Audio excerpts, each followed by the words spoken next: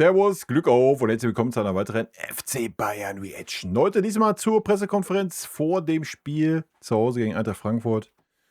Und wie immer der Hinweis, bevor wir reingehen, wenn euch gefällt, was ihr seht, hypen, liken, kommentieren, abonnieren, Glocke aktivieren, wenn ihr nichts verpassen wollt. Ja, und damit gehen wir auch ohne Unschweiferei später am Abend. Ja, und für den Gegner, der heißt morgen Eintracht Frankfurt, 15:30 Uhr in der Allianz Arena. Willkommen zur Medienrunde, wie gewohnt mit Wasser und Kompanie und heute wieder Max Eberl und euch natürlich mit vielen Fragen. Uli lacht am schönsten, dann darfst du beginnen. Uli Köhler für Hat er einen Zettel dabei? Ja. Ich habe einen Zettel dabei, ja. Aber brauche ich nicht draufschauen. So viel ist nicht. Nein, ja, wie geht man damit um, dass man jetzt Eintracht, wichtigen Gegner vor der Tür hat, aber im Hinterkopf natürlich schon das Derby ist, 3 mögliche Gelbsperren drohen und. Wie kriegt man das zusammen, ohne das eine irgendwie, ja, ohne die Eintracht so ein bisschen durchfallen zu lassen? Ja, ich sage das ganz respektvoll, aber Sie haben das im Kopf, das Dortmund-Spiel, wir nicht, also ich nicht. Ich bin nur auf dieses Frankfurt-Spiel fokussiert, das ist sehr wichtig. Alles andere macht ja auch keinen Sinn, bringt dir ja nichts, wenn du gegen Frankfurt die Punkte liegen lässt und sie dann in Dortmund holst. Also ändert dann auch nichts, wa? Also muss ja vom Spiel zu Spiel denken, aber das macht Vinny ja eh immer. Das predigt er. Ich ja weiß, von ich kenne morgens die bis Situation abends. über die Gelbsperre, aber ob es jetzt Gelbsperre ist, Verletzung oder was dann auch, also es nimmt, man kann nicht alles planen. Also wichtig ist erstmal, dass wir gegen Frankfurt gewinnen, zu Hause.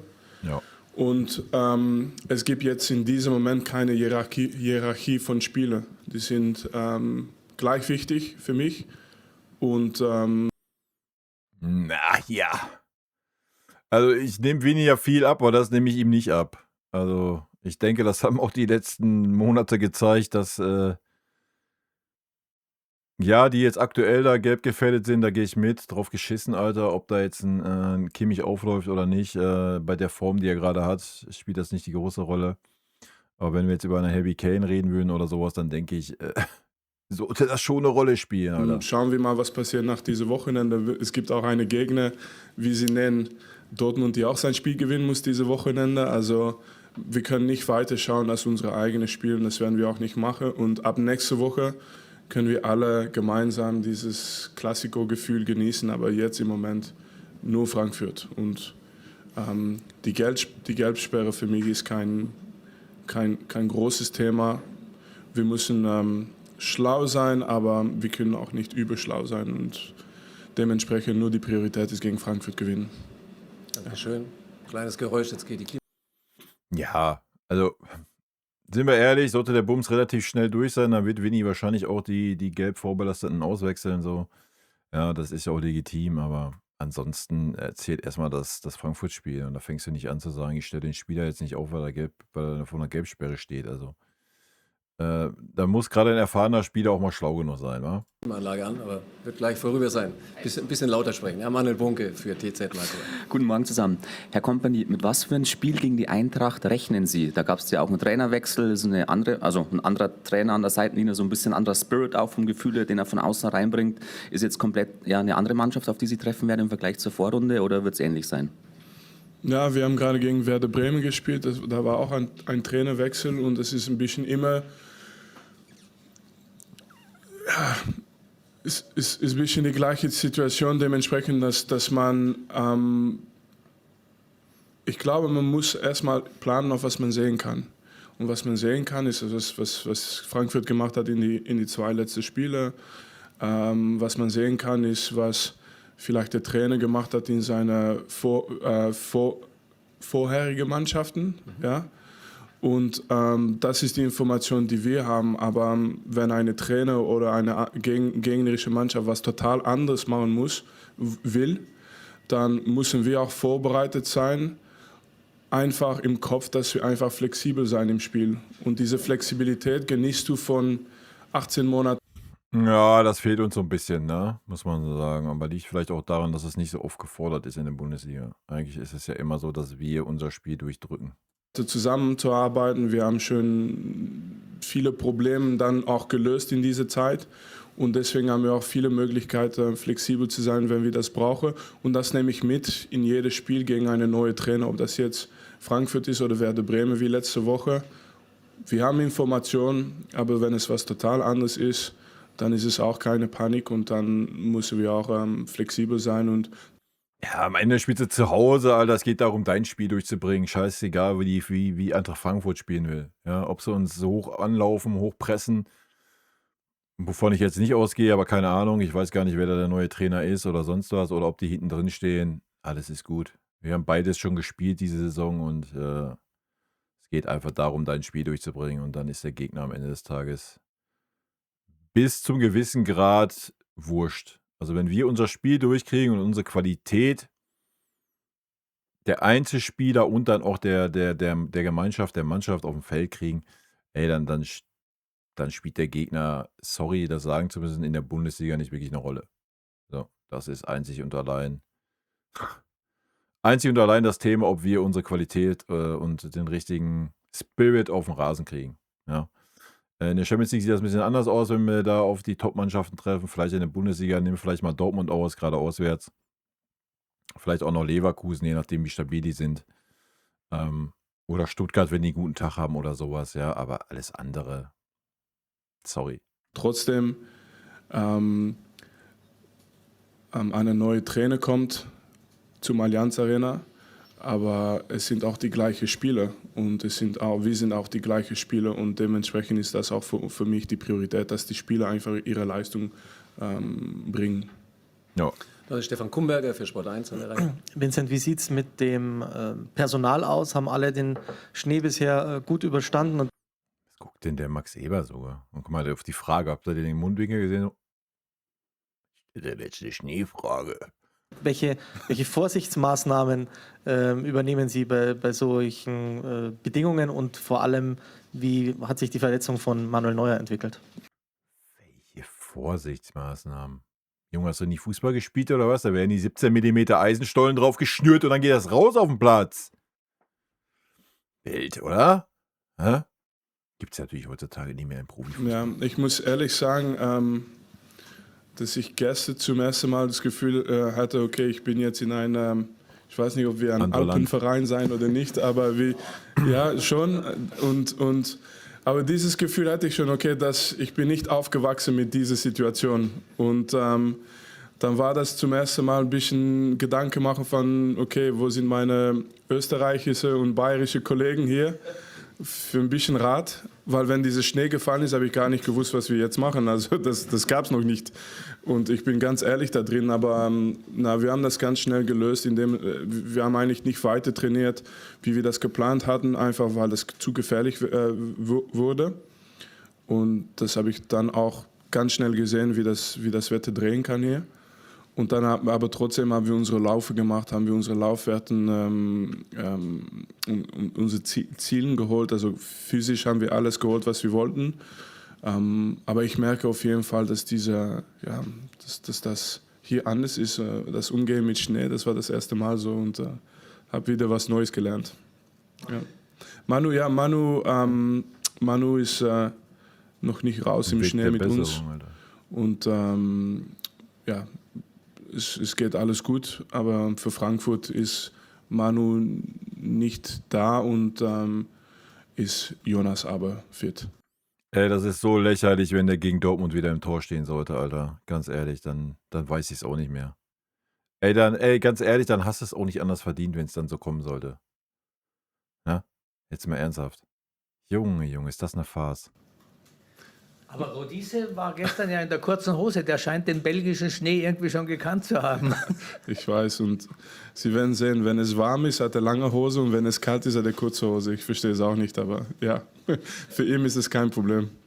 Okay, Julian Agadi für die Bildzeitung, bitte. Ja, Herr Kompanie, Albert Rehrer kennen wir jetzt seit einigen Wochen hier in der Bundesliga in Deutschland an der Seitenlinie. Sie kennen ihn schon viel länger. In der Saison 2008, 2009 gab es ein Duell City gegen Liverpool, haben Sie zweimal gegen ihn gespielt. Mit einem Unentschieden in der Rückrunde haben Sie ihm damals auch das Meisterschaftsrennen gegen United so ein bisschen vermasselt. Haben Sie Erinnerungen an ihn auf den Platz? Und wenn ja, was war er so für ein Typ aus Ihrer Sicht damals schon? Ja, ich glaube, der war auch in City vielleicht ein Jahr bevor ich gekommen bin. Und es ist eine kleine Welt. Also irgendwie kennen wir uns alle ein bisschen. Aber ich glaube, der ist schon marschiert. Das ist ein Spieler, die viel auf die Flanke hin und her gelaufen ist, mit viel Energie. Gute Flanke, von was ich mich erinnern kann. Aber ich muss ehrlich sagen, das ist jetzt schon fast 20 Jahre her. Mein Memory ist vielleicht noch nicht mehr so relevant. Aber er hat auf jeden Fall, ich muss sagen, was ich mag, ist, der hat von Spanien nach England aber danach auch keine Angst gehabt, um in Ländern wie Slowenien zu arbeiten und da auch das Gefühl zu bekommen, was es ist, Meister zu werden, was es ist, auch einfach dieses allerhöchste Ziel zu haben. Also ich mag so eine Parcours, wo die zeigt, dass man keine Angst hat. Und das ist ein Parcours jetzt als Trainer und das wird ihm auch, glaube ich, viel geben in Zukunft, weil jetzt wird er diese Erfahrung auch bekommen aus der Bundesliga. Aber er hat natürlich schon Erfahrung aus anderen Ligen und das wird eine Stärke sein für ihn in Zukunft auf jeden Fall. Klaus Bergmann für die Deutsche Presseagentur. Herr Kompany, Sie haben ja Manuel Neuer jetzt erstmal nur für morgen das Spiel rausgenommen. Ja. Ist es das große Kompliment eigentlich für Jonas Urbich, dass man völlig unaufgeregt darüber spricht, dass jetzt Manuel Neuer verletzt ist vor doch so wichtigen Spielen wie Frankfurt, wie Dortmund? Ich glaube, dass wir das auch ausstrahlen müssen. Es geht nicht nur darum, dass Jonas das jetzt gezeigt hat und dass jetzt alle... Ja, trotzdem ist das keine Dauerlösung, wa? Ich habe es ja schon in dem anderen Video gesagt, was ich aufgenommen habe. Keine Ahnung. Stellt euch vor, das passiert vor so einem Halbfinale und Urbich hat davor 6 Wochen nicht gespielt und wird dann reingeschmissen im schlimmsten Fall im Finalspiel und weil er keine Spielpraxis hat, kassiert er da 2 krumme Dinger und du verlierst das Spiel. So, hast du erstens den Torwart verbrannt, ja, der kriegt ja keinen Fuß mehr auf dem Boden in München. Und zweitens hast du den Titel weg. Ja. Also, dieses Risiko zu gehen mit Manuel Neuer, der immer wieder irgendwelche Wehwehchen hat, du musst da eine Lösung finden, dass beide die Spielpraxis kriegen. So, es kann nicht sein, dass ein Manuel Neuer in 7 Tagen 3 Spiele macht. So. Das reicht völlig, wenn der Spiel 1, Spiel 3 macht und das Spiel in der Mitte macht Jonas Urbich. Ja. Oder wenn Manuel Neuer unbedingt die Champions League spielen will, wir haben im April sehr wahrscheinlich 3, wenn es gut läuft, 3 Champions League Spiele. Ja, dann macht Manuel Neuer 3 Champions League Spiele und Jonas Urbich macht die Bundesliga-Spiele. Punkt. Ja. Dass beide Torhüter alle 7 Tage spielen und Praxis haben. Ja. Wie gesagt, es bringt dir nichts, wenn Manuel Neuer ausfällt und dann stellst du den Urbich da komplett ohne Praxis rein. Ja, er hat es bisher jedes Mal ordentlich gemacht, wenn er ohne Praxis reingerutscht ist, ja. Hat aber auch mal 1, 2 Unsicherheiten gehabt, auch einmal den Fehler. Das ist aber normal, ja, wenn du nicht alle paar Tage spielst, so, ja. Deswegen ist es einfach an der Zeit, wenn Manuel Neuer nicht sich klar äußert, ja, dass man das jetzt splittet. Ja, dass jeder Torwart alle 7 Tage spielt. So, wir haben genug englische Wochen, ist gar kein Problem. Ja. Aber diese Gefahr zu nehmen, dass Manuel Neuer dann auf einmal vom Halbfinale oder vom Finale ausfällt und du einen Torwart reinstellst, der 6, 7, 8 Wochen kein Spiel gemacht hat, ja, Hut ab, Alter. Ja. Also das verstehe ich nicht. Glauben, aber das war auch so, wenn wir letztes Jahr diese 8. Finale gespielt haben gegen Leverkusen und Urbich stand im Tor, in Leverkusen auswärts. Und dann haben wir genau das Gleiche ausgestrahlt, obwohl er dann noch nichts gezeigt hätte für uns.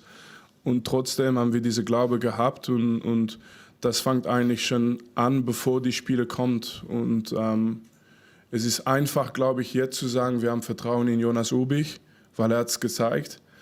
Aber ich glaube, wir sind erst angefangen mit Vertrauen und jetzt ist es für uns natürlich leichter, aber wir haben das von Anfang an gezeigt, glaube ich. Und das ist, was für mich die richtige Umgebung ist für junge Spieler, um sich zu entwickeln.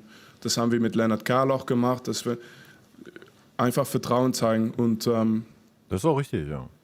Und ruhig bleiben. Ja, und das haben wir, egal was passiert. Nächste Runde für Manuel Bunke, bitte. Eine Frage an den Sportverstand. Herr Eberl, jetzt hat Dayo Upamecano verlängert und bevor Dayo verlängert hat, war immer so, die erste Vertragsverlängerung, wir wollen ihn verlängern, das hat Priorität. Es gibt ja noch andere Personalien wie immer. Wer hat denn jetzt Priorität? Konrad Laimer Verlängerung, Manuel Neuer Verlängerung oder ist es auf einer Ebene? Gibt da keine große Hierarchie. Also es gibt sowieso keine große Hierarchie, sondern wir machen Kaderplanung und müssen Entscheidungen fällen, wollen Entscheidungen fällen. So, jetzt haben wir eine Entscheidung unter Dach und Fach gebracht mit Dayo und jetzt werden wir uns mit den weiteren Personalien beschäftigen. Rafa läuft aus, Manu läuft aus, Ulle läuft aus, Nicolas Jackson läuft aus, oder die Leihe wäre dann zu Ende im Sommer. Conny Leimer hat noch bis 27 Vertrag, Harry hat noch bis 27 Vertrag. Das sind genau die Themen, mit denen wir uns jetzt beschäftigen, aber da gibt es keine große Hierarchie. Okay, Uli Köhler, bitte wieder. Ja. Nur noch hier. Uli Köhler. Trauriges Thema. Sie sind selbst schon mal Opfer von Rassismus ja geworden. Vini Junior jetzt im Spiel Real gegen Benfica. Gibt es eine Lösung überhaupt oder was kann man besser machen? Ja, schwierige Themen natürlich.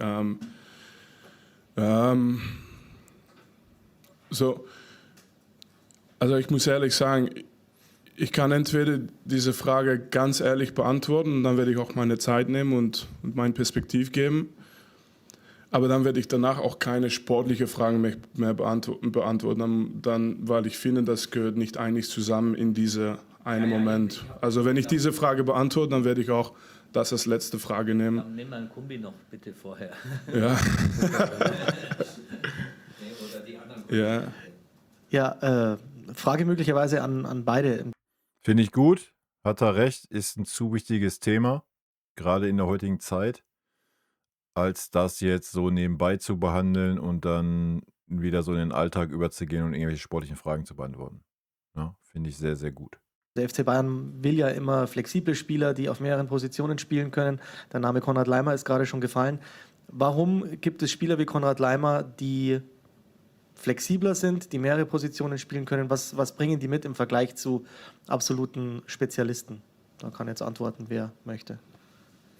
Ich habe schon viele Fragen beantwortet, Max. Ehrlicherweise, wenn ich jetzt an den absoluten Spezialisten denke, fällt es mir gerade schwer. Weil selbst ein Harry Kane steht ja nicht nur vorne im Strafraum und wartet. Ein Michael Olise ist nicht nur einer, der über den Flügel kommt. Ein Lucho ist nicht nur, der am Flügel wartet und sein 1 gegen 1 macht. Also auch ein Jo Kimmich, der kann rechter Verteidiger spielen, der kann 6 spielen. Jetzt kannst du sagen, Upamecano und Jonas sind wahrscheinlich die klassischsten Innenverteidiger und die Torhüter vielleicht. Die sind jetzt auch nicht so flexibel.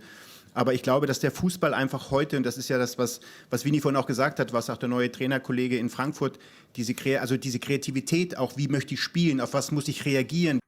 Aber jetzt mal ganz ernsthaft, Alter, wir reden jetzt aber auch von Profisportlern. Ja? Also